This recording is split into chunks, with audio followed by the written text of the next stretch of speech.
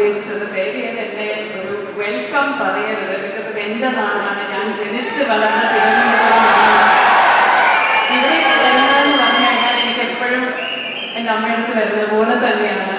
ഞാൻ ഈ കനോക്കുന്നിലൊക്കെ കളിച്ചു നടന്ന ആളാണ്. ഞാൻ കൗടിയാലാണ് വളർന്നത്. സോ ഡെയിലി അച്ഛനും അമ്മയെ എനിക്ക് വാക്കിങ്ങിനൊക്കെ കൊണ്ടുവരും. ഈ വേദിയിൽ തന്നെ ഞാൻ പല പ്രാവശ്യവും ഡാൻസ് കളിച്ചിട്ടുണ്ട്, പാട്ട് പാടിയിട്ടുണ്ട്.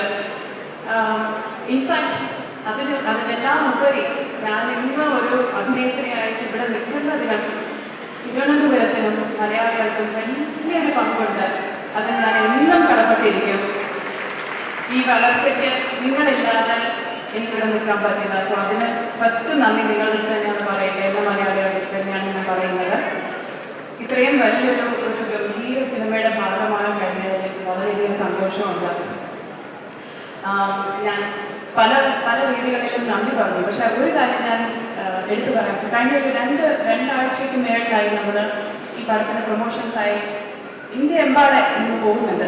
പക്ഷെ ഇത്രയും മനോഹരമായി കലയ്ക്ക് എങ്ങനെ റെസ്പെക്ട് കൊടുക്കണം എന്ന് ഒരു നല്ലൊരു കലാപ്രകടനമായിരുന്നു ആ റിഗാത്ത കാഴ്ചവെച്ചത്. അത് മലയാളികളുടെ ഒരു മഹത്വം തന്നെയാണ്.